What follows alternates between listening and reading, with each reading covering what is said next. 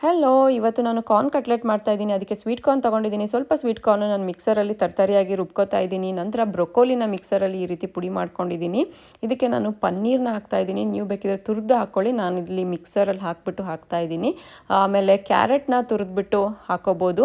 ಇದು ತುಂಬ ಹೆಲ್ದಿ, ಮಕ್ಕಳಿಗೂ ಕೂಡ ಮಾಡಿಕೊಡ್ಬೋದು. ಖಾರ ಸ್ವಲ್ಪ ಕಡಿಮೆ ಹಾಕ್ಬಿಟ್ಟು. ಇದಕ್ಕೆ ನೀವು ಆನಿಯನ್ನು ಚಿಕ್ಕದಾಗಿ ಹೆಚ್ಕೊಂಡು ಹಾಕ್ಕೊಂಡು, ಇಲ್ಲಿ ನಾನು ಅಕ್ಕಿ ಹಿಟ್ಟು ಹಾಕ್ತಾಯಿದ್ದೀನಿ. 1 ಟೇಬಲ್ ಸ್ಪೂನ್ ಕಾರ್ನ್ಫ್ಲವರ್ ಹಾಕ್ಕೊಳ್ತಾ ಇದ್ದೀನಿ. ನಂತರ ಇದಕ್ಕೆ ಉಪ್ಪು ಹಾಕ್ಬಿಟ್ಟು, ಖಾರದ ಪುಡಿ, ಪೆಪ್ಪರ್ ಪುಡಿ, ಗರಂ ಮಸಾಲ, ಸೊ ಇದನ್ನೆಲ್ಲ ಹಾಕ್ಬಿಟ್ಟು ಚೆನ್ನಾಗಿ ಮಿಕ್ಸ್ ಮಾಡಿ ಮೇಲ್ಗಡೆ ನಾನು ನಿಂಬೆ ರಸ ಹಾಕ್ಬಿಟ್ಟು ಕಲಿಸ್ತಾ ಇದ್ದೀನಿ. ಮತ್ತು ನೀವು ಏನು ನೀರೆಲ್ಲ ಏನು ಹಾಕೋದು ಬೇಡ, ಅದೆಲ್ಲ ತರಕಾರಿಗಳು ನೀರು ಬಿಟ್ಕೊಳ್ಳುತ್ತೆ. ಸೊ ಇದನ್ನು ನೀವು ರೌಂಡಾಗಿ ಮಾಡಿಬಿಟ್ಟು ಅದನ್ನು ಫ್ಲ್ಯಾಟ್ ಮಾಡಿಕೊಂಡು ಕಟ್ಲೆಟ್ ಥರ ಶೇಪಲ್ಲಿ ಪ್ಯಾನಲ್ಲಿ ಸ್ವಲ್ಪ ಎಣ್ಣೆ ಹಾಕ್ಬಿಟ್ಟು ಈ ರೀತಿ ಶಾಲೋ ಫ್ರೈ ಮಾಡಿದ್ರೆ ಕಟ್ಲೆಟ್ ರೆಡಿ.